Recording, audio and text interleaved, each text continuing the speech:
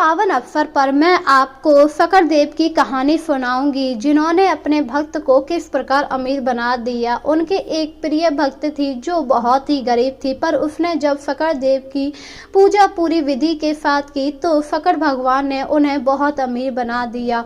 इसीलिए हमें फकर चौदस को पूरी श्रद्धा के साथ उनकी पूजा और व्रत करना चाहिए। तो शुरू करते हैं कहानी। बहुत समय पहले एक गांव में एक देवरानी जेठानी रहा करती थी। जेठानी बहुत ज़्यादा अमीर थी, देवरानी बहुत ज़्यादा गरीब थी, जिस वजह से वह अपना गुजारा करने के लिए इधर उधर काम भी कर लिया करती, जिसे देखकर जेठानी बहुत खुश हुआ करती और कहती थी कि इसका पति निठल्ला है, कुछ काम नहीं करता, जिस वजह से बेचारी इसे काम करना पड़ता। ये सब सुनकर देवरानी काफ़ी ज़्यादा दुखी होती, पर वो अपनी जेठानी से कुछ नहीं कहती क्योंकि उसे फकर देव पर पूरा विश्वास था। वह नियमित रूप से फकर देव की पूजा किया करती थी और जब एक दिन फकर चौदस आई तो वह सुबह स्नान करके व्रत रख लिया और व्रत करने के बाद वह काम करने चली गई। शाम को जब लौट कर आई तो उसने देखा उसके घर पर चूल्हा अभी तक नहीं जला था, क्योंकि वो तो सुबह ही काम पर चली गई थी। वहीं अभी तक उसका पति भी लौट कर नहीं आया, जिस वजह से उसने कहा, हे भगवान, अब मैं क्या करूं, आज तो घर में कुछ है भी नहीं, अब फकर देव आएंगे तो उन्हें मैं क्या खिलाऊंगी। और यही सोचकर वो दूब की घास ले आई और उसी से उसने पकवान बना लिए। उसने खुद भी खाए और फकर देव को भी वही भोग लगा दिया। रात के समय फकर देव उसके घर आए, जिसे देखकर वह काफी ज्यादा खुश हुई और बोली, हे प्रभु, आपने मुझे दर्शन दिए, मेरे तो भाग्य ही खुल गए, पर मैं बहुत ही ज्यादा दुखी हूँ क्योंकि आपके लिए मैंने पकवान नहीं बना पाए। यह सुनकर फकर देव मुस्कुराए और बोले, तुमने जो बनाया है मुझे वही खिला दो।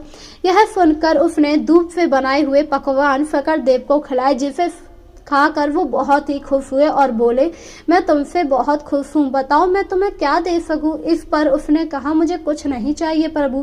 तभी फकर देव ने कहा, ठीक है, मैं यहाँ से जा रहा हूँ। यह कहकर फकर देव वहाँ से चले गए। अगली सुबह जब वो उठी तो उसका पूरा घर सोने का हो चुका था, जिसे देखकर उसकी जेठानी काफी ज्यादा हैरान हो गई, क्योंकि कल तक तो ये बहुत गरीब थी, आज इतनी अमीर कैसे हो गई। इस पर उसने अपनी देवरानी से कहा, अरे तुम तो कल बहुत गरीब थी, आज इतनी अमीर कैसे हो गई। जिसे सुनकर उसकी देवरानी ने अपनी जेठानी को सारी बात बताई।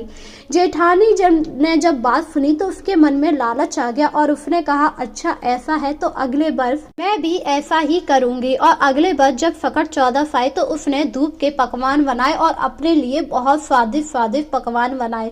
सबसे पहले अपने आप पकवान खाकर उसने दूब भगवान फकर को चढ़ा दी। फकर देव जब उसके घर आए तो बोले, अरे मुझे कुछ भोग नहीं लगाओगी। तब उसने कहा, हाँ हाँ प्रभु, मैंने दूब का भोग बनाया है, आप खा लीजिए। ठीक है, लाओ खिलाओ। यह कहकर फकर देव ने दूब का भोग खिलाया और फिर कहा, अब मुझे बहुत तेज नींद आ रही है, बताओ मैं क्या करूं।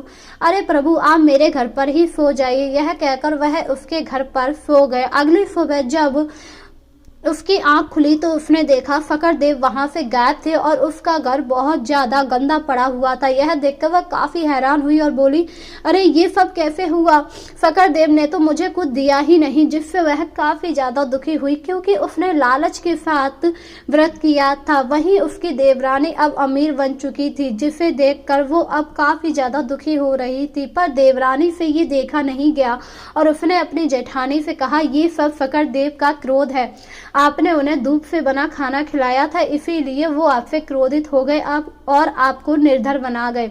अब आप पूरी भक्ति के साथ उनकी पूजा और व्रत कीजिए, जिससे वो आपसे खुश होंगे। अपनी देवरानी की बात सुनकर जेठानी ने वैसा ही किया, जिससे फकर देव उससे प्रसन्न हुए और उसका सारा धन लौटा दिया। और इस तरह फकर देव की कृपा से अब वो दोनों ही सुखी जीवन यापन कर रही थी। तो बोलो जय हो फकर देव। इसीलिए हमें फकर वाले दिन पूरी श्रद्धा के साथ फकर भगवान की पूजा करनी चाहिए।